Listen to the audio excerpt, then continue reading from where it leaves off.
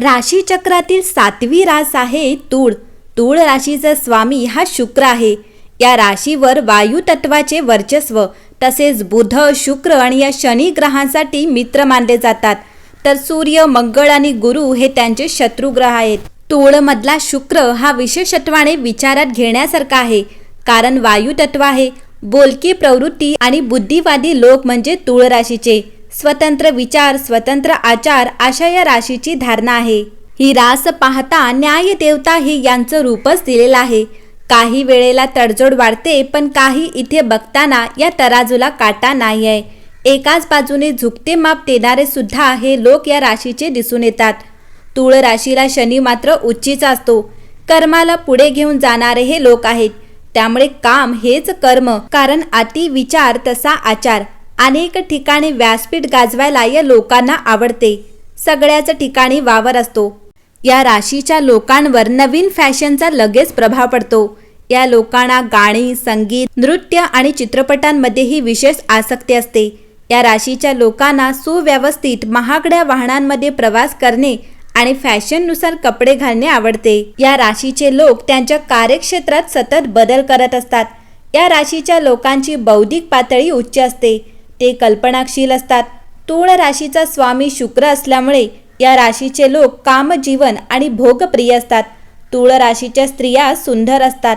तर मंडळी, आज आपण तूळ राशीचे नोव्हेंबर 2024चे राशी भविष्य जाणून घेणार आहोत. नोव्हेंबर महिना तुळा राशीसाठी संधी आणि आव्हाने यांचे सुसंवादी मिश्रण घेऊन येणार आहे. स्पष्ट संवादाने वैयक्तिक संबंध वाढू शकतात, तर करिअरची प्रगती धोरणात्मक नियोजनाने चांगली असल्याचे दिसून येते. आर्थिक स्थिरतेसाठी विचारपूर्वक खर्च करणे आवश्यक आहे आणि सतत चैतन्य सुनिश्चित करण्यासाठी मानसिक आणि शारीरिक आरोग्यास प्राधान्य देणे आवश्यक आहे. नोव्हेंबरमध्ये तूळ राशीसाठी रोमॅन्टिक संबंध फुलतील. संभाषण आवश्यक असेल, जे भागीदारांमधील सखोल संबंध आणि समज निर्माण करेल. अविवाहित लोकांना अर्थपूर्ण संभाषणांना सामोरे जावे लागू शकते, ज्यामुळे रोमांचक शक्यता निर्माण होतात. मित्र आणि कुटुंबियासोबतचे नाते घट्ट केल्याने भावनिक समाधानही वाढेल. तुमच्या भावना व्यक्त करण्यासाठी आणि तुम्हाला ज्यांची काळजी आहे त्यांचे पालनपोषण करण्यासाठी ही चांगली वेळ आहे. तूळ राशीच्या लोकांना नोकरीच्या ठिकाणी वाढ आणि प्रगतीसाठी नवीन संधी मिळण्याची शक्यता आहे. सहयोगी प्रकल्प यशस्वी होऊ शकतात. त्यामुळे टीम वर्क आणि सहकार्यांवर लक्ष केंद्रित करा. संघटित राहणे आणि उद्दिष्टे पूर्ण करण्यासाठी कार्यक्षमतेने कार्यांना प्राधान्य देणे महत्त्वाचे आहे. नेटवर्किंग नवीन शक्यतांचे दरवाजे उघडू शकते, ज्यामुळे प्रभावशाली समवयस्कांशी संपर्क साधणे फायदेशीर ठरते. आर्थिकदृष्ट्या तूळ राशीच्या लोकांनी नोव्हेंबरमध्ये काळजीपूर्वक बजेट आणि हुशारीने खर्च करणे आवश्यक आहे. उत्पन्नात वाढ होण्याची शक्यता असली तरी खर्चाचे मूल्यांकन करणे आणि अनावश्यक खरेदी टाळणे महत्त्वाचे आहे. तुमची बचत ऑप्टिमाइज करण्यासाठी विश्वासू आर्थिक सल्लागाराकडून सल्ला घेण्याचा विचार करा. गुंतवणुकीमुळे अनुकूल परतावा मिळू शकतो, परंतु सखोल संशोधन आवश्यक आहे.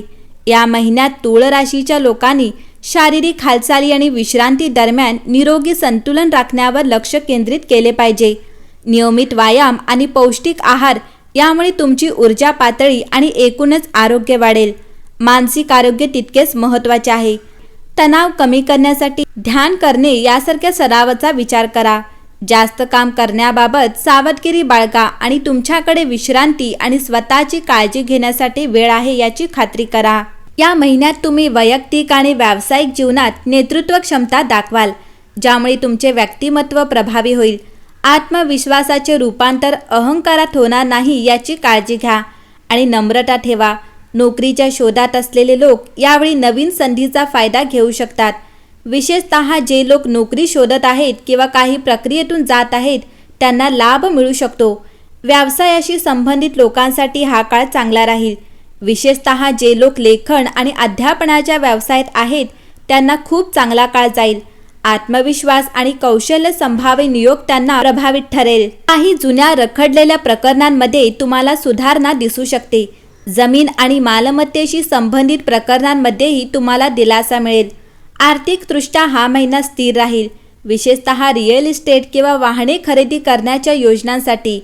निर्णय घेताना संयम बाळगा आणि दीर्घकालीन विचार करा. नात्यांमधील आत्मविश्वासामुळे नवीन नाती निर्माण होऊ शकतात, मात्र जोडीदाराच्या भावनांची काळजी घेणे महत्त्वाचे ठरेल. कौटुंबिक जीवनात तुम्ही सल्लागाराची भूमिका बजावाल. पालकांसोबतचे संबंध सौहार्दपूर्ण राहतील आणि भावंडांशी असलेले प्रश्न समंजसपणे सोडवले जातील. विद्यार्थ्यांसाठी हा महिना नेतृत्व आणि गट प्रकल्पांमध्ये यश देईल.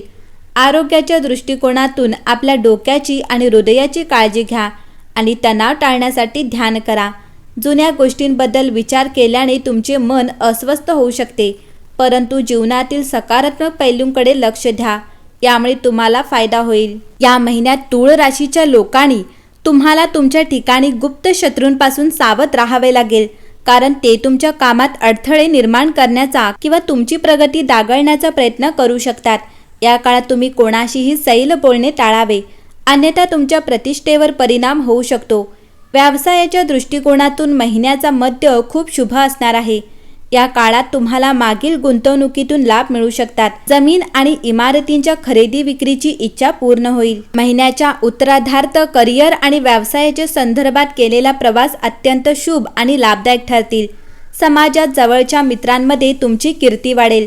काही धार्मिक सामाजिक कार्यक्रमात सहभागी होण्याची संधी मिळेल.